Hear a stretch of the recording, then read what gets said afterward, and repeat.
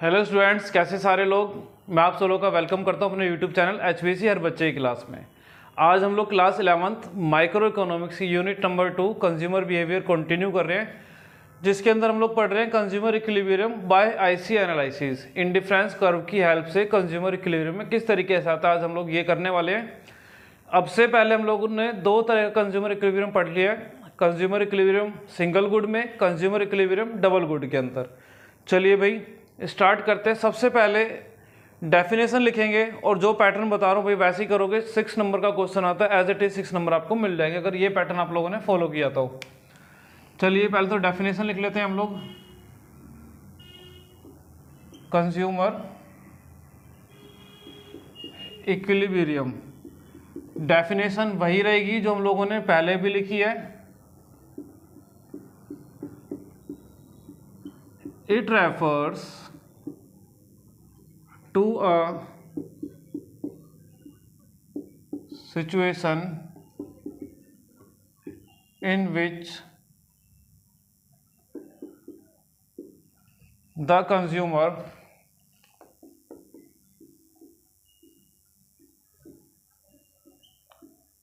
gets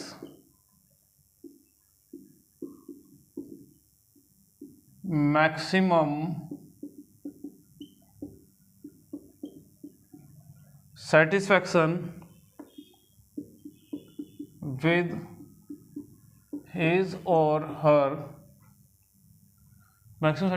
his or her given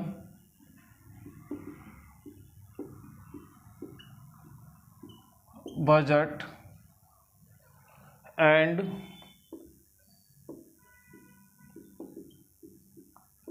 given price of the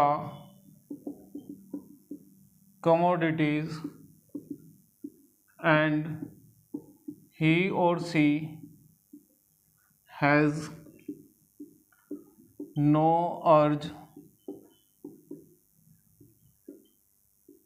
to change in his or her way of consumption. देखिए definition एक बार पहले read कर लेते हैं वापस।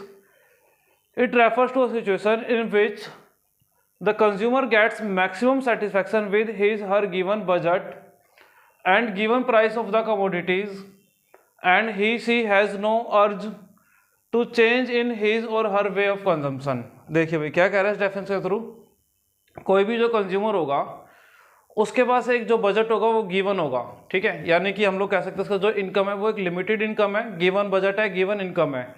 वो अपने बजट को मार्केट में जाके इस तरीके से स्पेंड करता है, और मार्केट में जब जा रहा है उसको जो गुड्स वो परचेज करने वाले, दोनों ही गुड्स के प्राइस के बारे में उसको पूरी नॉलेज है।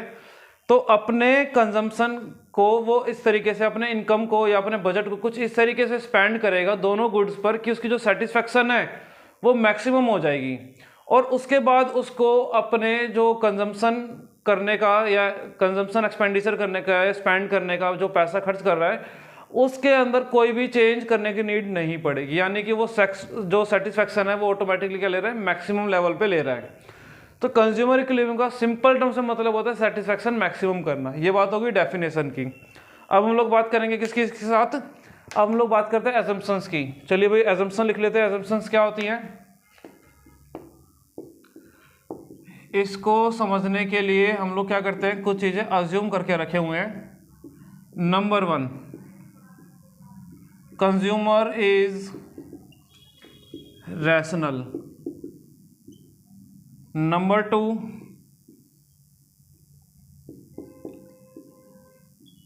It depends upon the law of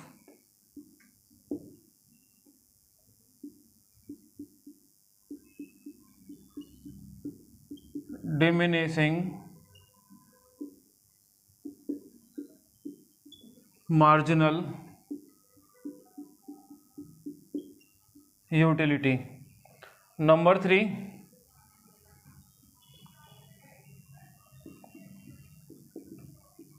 price of the commodities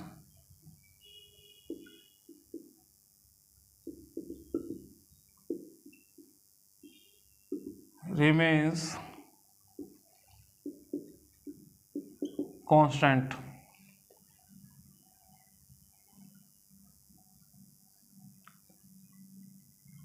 और क्या लिख सकते हैं हम लोग, IC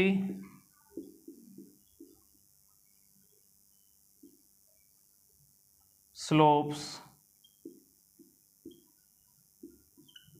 डाउनवर्ड। ठीक है, 4 assumptions सफिशियंट हैं, चाहो तो एक और लिख सकते हो।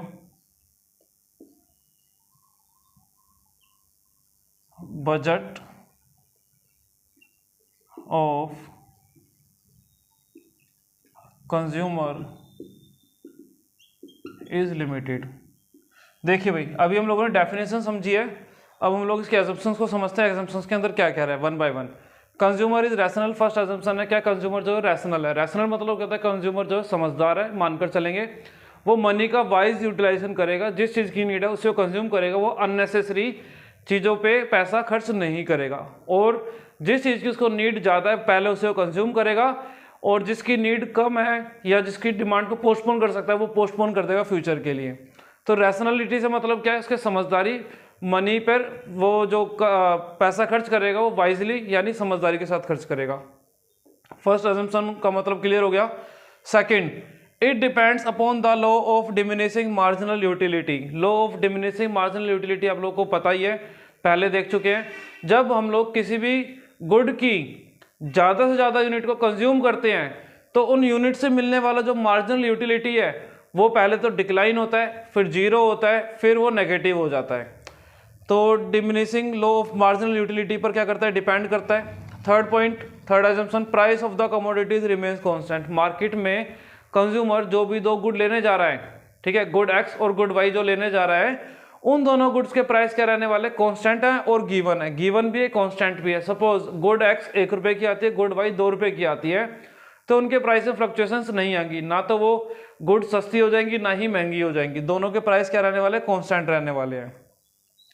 Fourth assumption, IC. आईसी बोले तो इंडिफरेंस कर्व। पहले हम लोगों ने देखा है लास्ट वीडियोस के अंदर, जो इंडिफरेंस कर्व होता है उसका स्लोप क्या होता है, डाउनवर्ड स्लोपिंग होता है। तो आईसी जो कर्व है वो डाउनवर्ड स्लोपिंग बनेगा या कॉन्वेक्स इन शेप बनेगा, कह सकते हो। डाउनवर्ड स्लोप को क्या कह सकते हो, कॉन्वेक्स इन शेप भी कह सकते हो। पांचवा पॉइंट, कंज्यूमर का जो बजट है वो क्या रहेगा, लिमिटेड रहेगा। सपोज करो कोई कंज्यूमर है, फोर से मैं ही मार्केट में जाता हूं, तो मेरे पास ऐसा नहीं है कि मेरे पास बजट बहुत ज़्यादा है, मेरे पास जो बजट है वो लिमिटेड है। उसी लिमिटेड बजट को मैं क्या करना है, स्पेंड करना है इस तरीके से कि जो सेटिस्फेक्शन है वो मैक्सिमम हो जाए। ये बात होगी हमारी अजम्पशन की। इसके ठीक नीचे लिखी जाएंगी हमारे पास कंडीशंस, लेकिन मेरे पास नीचे जगह नहीं है तो मैं राइट में लिख रहा हूँ। आप लोगों का पैटर्न क्या फॉलो होगा, पहले डेफिनेशन आ जाएगी, ये जो हम लोगों ने बात करी डेफिनेशन है कंज्यूमर इक्विलिब्रियम की, फिर उसके नीचे एक लाइन का स्पेस देंगे अजम्पशन आ जाएगी, फिर एक लाइन का स्पेस देंगे कंडीशन आ जाएगी। मैं कंडीशंस को इधर लिख रहा हूँ अपने पास जगह के कमी कारण, तो आ जाएंगी हमारे पास कंडीशंस। चलिए भाई, कंडीशन क्या है, slope of IC equals to slope of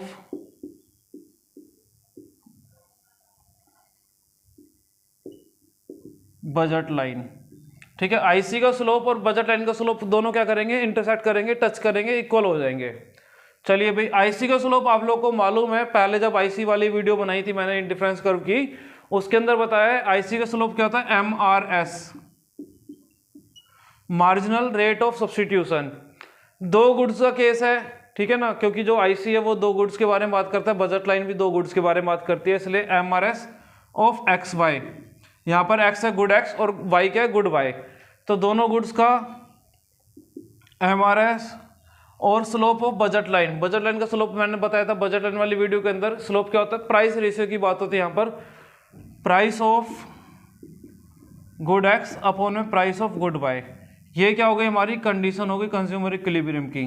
ठीक है, अब यहाँ पर MRS का मतलब क्या है, M for marginal, R for rate, S for substitution. XY good XY का MRS यानी मार्जिनल रेट ऑफ सब्स्टिट्यूशन।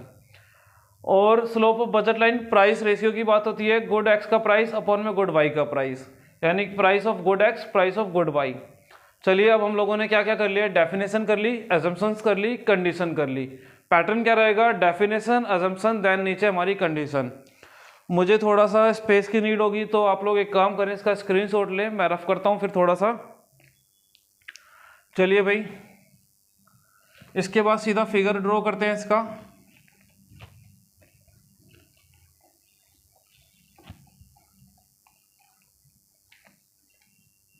तो भाई मेरा जो काम है वो इतने स्पेस में बड़े प्यार से हो जाना चाहिए, तो आप पहले क्या करिए, डेफिनेशन, अजम्पशन, कंडीशन, देन उसके बाद फिगर पे आएंगे। तो जो मैं फिगर ड्रॉ कर रहा हूँ यहाँ पर बन जाएगा वो figure, Y axis, X axis, origin. यहाँ पर आएगा हमारे पास गुड एक्स, यहाँ पर हमारे पास आएगा गुड वाई। आप लोगों को याद होगा कि हम लोगों ने जब आईसी बनाया था तो हम लोगों ने पढ़ा था इंडिफरेंस मैप।